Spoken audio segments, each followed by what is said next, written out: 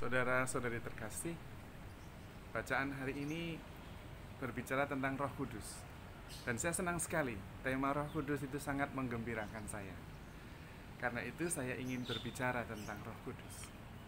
Dikatakan bahwa Roh Kudus akan mengajarkan segala sesuatu kepadamu dan akan mengingatkan semua yang telah kukatakan kepadamu. Itu berarti bahwa kalau kita mendengarkan dan menuruti bimbingan Roh Kudus, kita memperoleh jaminan keselamatan. Karena kita bisa mengetahui segala sesuatu. Kita ingin mengerti apa kehendak Tuhan, bisa dengarkan Roh Kudus. Kita akan memahami apa maksud firman Tuhan untuk hidup kita, bisa dengarkan Roh Kudus. Kita bisa memilih apa yang berkenan kepada Allah, bisa. Roh Kudus mengajarkan segala sesuatu. Di dalam ayat lain dikatakan Roh Kudus akan mengajarkan segala kebenaran. Tetapi memang halangan utama dari mendengarkan bimbingan Roh Kudus adalah pikiran kita sendiri. Karena pikiran kita itu selalu mempertanyakan. Dan bahayanya adalah Tuhan tidak sungguh-sungguh Tuhan. Karena diukur oleh pikiran kita. Apa ya mungkin Tuhan melakukan ini? Ya itu kan mujizat sekali-sekali, tidak selalu terjadi. Tuhan juga berkarya lewat apa yang alami, yang natural, hukum alam, logika. Tuhan tidak sungguh-sungguh Tuhan.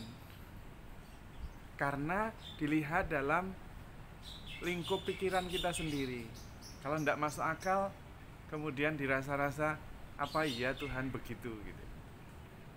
Disitulah peranan Roh Kudus.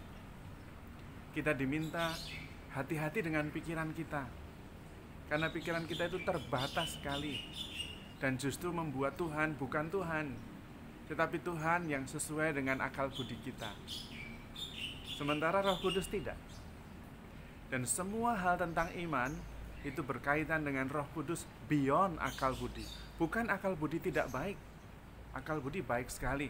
Tetapi akal budi harus dilatih untuk bisa menemukan kehendak Allah. Bukan membuat Allah menjadi lebih kecil dari ukuran sebenarnya. Karena iman beyond akal budi, melampaui akal budi. Seperti misalnya bangkit dari mati. Kalau mengandalkan akal budi, masuk akalnya di mana itu orang bangkit dari mati itu? Yesus bangkit. Iman, bukan akal budi. Bagaimana Roh Kudus turun membimbing kita? Roh Kudus bersama dengan kita mengajarkan segala kebenaran.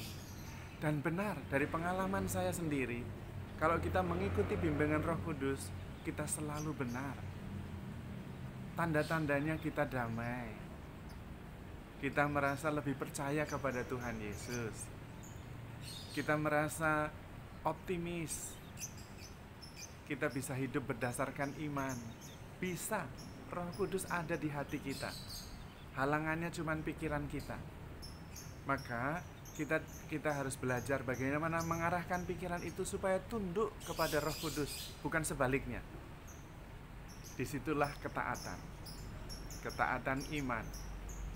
Ketika kita tidak mengerti, kita belajar seperti Tuhan Yesus untuk tetap taat. Yang kedua, ketika tidak mengerti, kita belajar dari Bunda Maria, menyimpan segala perkara di dalam hati. Karena di hati itulah kemudian ketemu dengan Roh Kudus. Dan entah bagaimana Roh Kudus membimbing kita, mengarahkan kita kepada yang baik, dan akhirnya mengerti, oh begitu rupanya, itu yang Tuhan kehendaki. Di dalam hati kita ada Roh Kudus, maka jangan cepat-cepat bereaksi.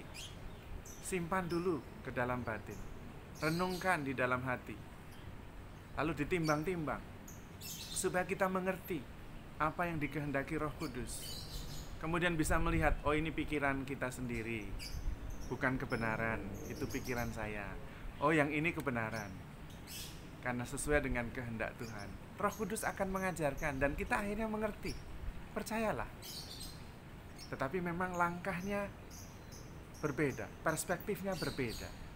Langkah pertamanya adalah mempercayai Roh Kudus dan mengarahkan pikiran untuk tunduk kepada Roh, bukan sebaliknya. Hati-hati dengan pikiran kita, karena pikiran kita bisa membuat kita salah arah.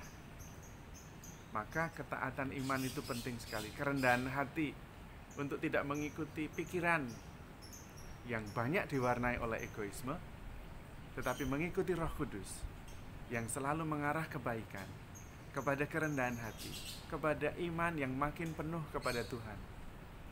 Percayalah, Roh Kudus mengajarkan segala sesuatu dan itu benar. Itu firman Tuhan. Tuhan tidak pernah mengatakan sesuatu yang tidak benar. Tuhan tidak pernah tidak menepati janjinya.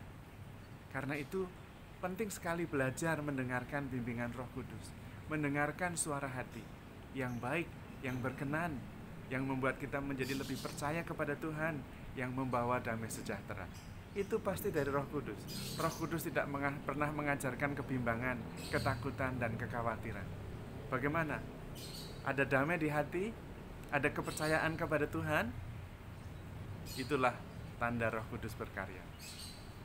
Tuhan memberkati.